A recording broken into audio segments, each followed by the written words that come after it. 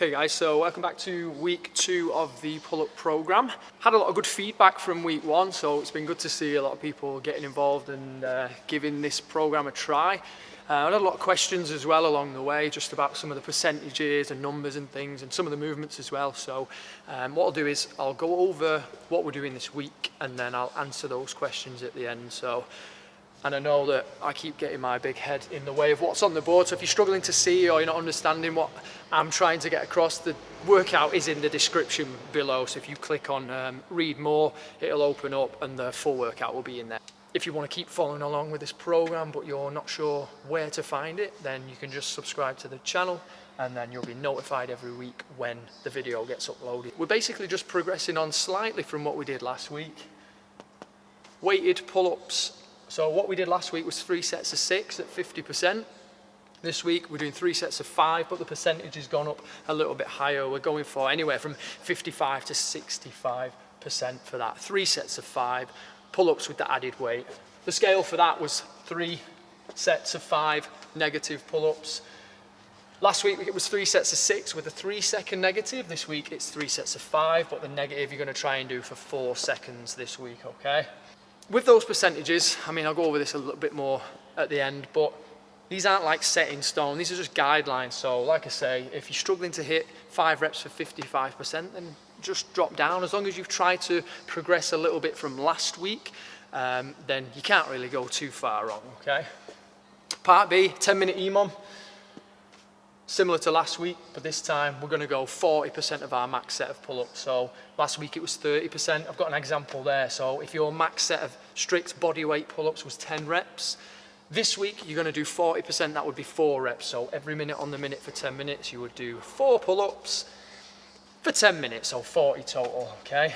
Last week it was 30%, this week it's 40. Again, that's just a rough guideline. Like I said before, the number might fall, depending on how many you got, the number might fall somewhere in the middle. Just go off what you did last week. So if you were struggling last week to hit that number, then just try to progress a little bit from what you did last week. For the scale, it's just the 40% of your max toe spot pull-up. So for the guys that did toe spot with the feet on the box, pulling the chin over, same thing as last week. Again, just trying to improve on what you did last week. Part C. We've got 2 movements, we're going to do them as a superset, so that just means that you do 1 exercise straight into the next and then have your rest after you've done both exercises.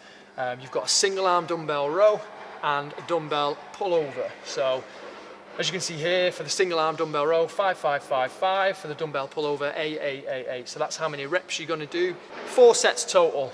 So you'll do 5 single arm dumbbell rows, that's going to be 5 on each arm, and straight into your 8 reps of your dumbbell pullover. Once you've done 5 and 8, that's 1 set done. You're going to do rest, say 2 or 3 minutes, go again, 5 and 8, rest 2 or 3 minutes, 5 and 8, 5 and 8, done. 4 sets total of that superset. And then part D, your last bit, again, wide grip lat pull downs, or if you haven't got the lat pull down machine in your gym, same thing, barbell bent over row, but again, a wide grip on that. 4 sets of 12 for them, so you can see there, 12, 12, 12, 12, 4 sets of 12, maybe, again, 2 or 3 minutes rest in between each. For the accessory work, try and push the weight, so it's quite heavy. Obviously for these 2 here, it's the reps aren't too high, it's 5 and 8, so you can really push the weight on those, go quite heavy. For the lat pull down, again, pick a heavy weight, but something that you can control throughout, not picking so heavy weight that your technique's going and you're kind of just pulling with your arms rather than your lats, okay? So that's your session, guys. So what I'll do is now I'll go over some of the questions that I've got on my phone that were asked. For your pull-ups, for any pull-ups that you're doing here, I've put here like going too heavy or not hitting full range, or having to, when you get to the top of a pull-up, having to do that little kip and to pull and get the chin over. Just try and stay away from doing those things. Like, make sure that you're hitting full range so that when you start, your elbow is fully looked out at the bottom, elbows, you've got 2, and that before you pull, that you're pulling like a little scat pull first and then squeezing the elbows down, so you're almost pulling your elbows down rather than pulling with your arms.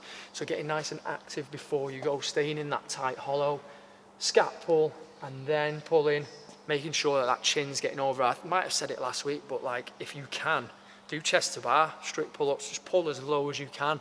Don't kind of get to the point where you're like really having to like grow your beard just to get it over the bar. Like you need to get stronger in these positions. So bear that in mind when you're doing your weighted sets, especially, that you're picking the weight where you can hit nice control reps. Again, like don't go so heavy that you're getting your chin over and then you're just dropping with no control. You just want to squeeze up, touch, control down, okay?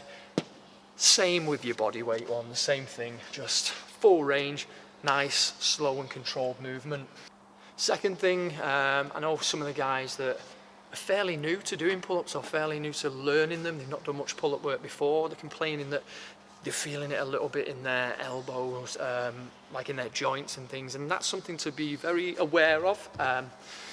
When you're doing quite high volume of something that you've not done before, it can put quite a bit of a stress on your joints. You can get like a little bit of tendonitis, so just be aware of that. Like it feels a bit like toothache in your joints, in your arm. If that's happening, then just rest maybe a few days, let it settle down. The worst thing you can do when you've got a bit of tendonitis is try and train through it. Like you just need to give it time to rest, give it a bit of an ice it, let it calm down, and then continue your training from there. But that's something definitely to be aware of in any of your training.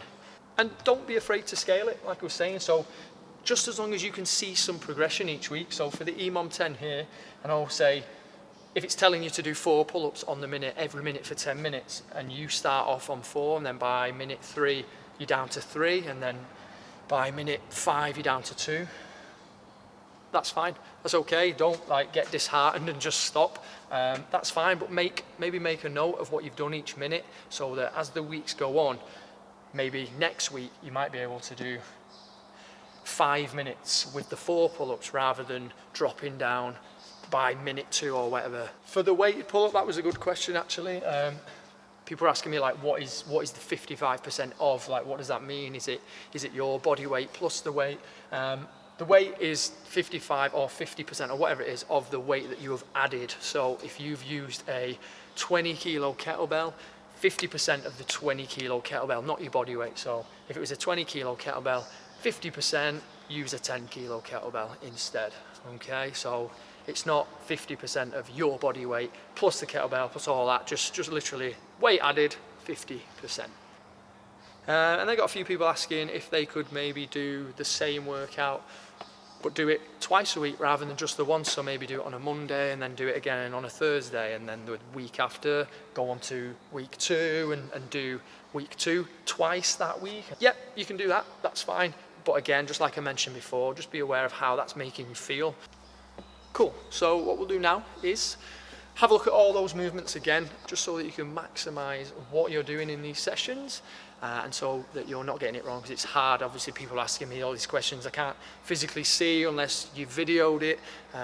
It's hard just when you're just following a program online to know if you're doing these things right. So like I said, if you want to video something and send it to me, I can take a look, that's cool as well. But let's take a look at these movements.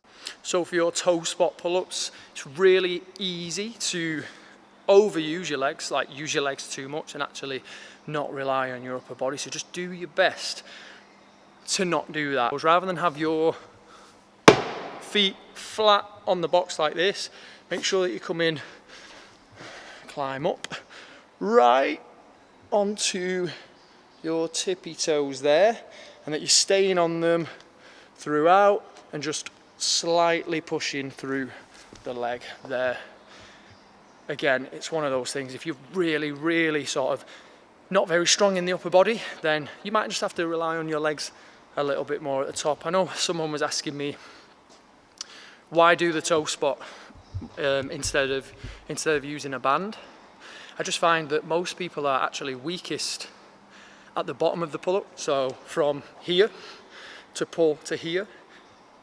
Most people struggle in this range here. Once they've hit here, they can actually do a pull-up, so they need to work more on this bottom position until about here.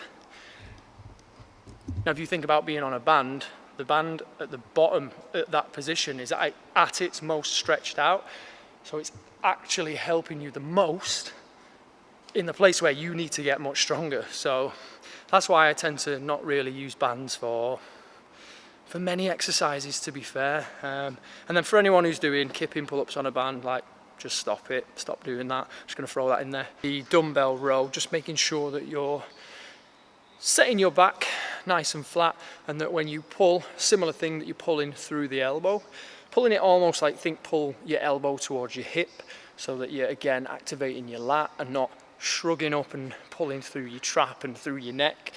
But yeah, keeping that sort of shoulder down, pulling low with the elbow. And then with the pullover, just both hands on the dumbbell, feel like a little stretch in the upper body, and then pull it straight back over. Can't go too far wrong with that one, just trying not to overarch in your lower back or go too far overhead. Just be aware of where you're at with your mobility. So similar thing with the lat pull down machine, making sure that you're going at a challenging weight, but something that you can control the weight at, that it's not like pulling you around.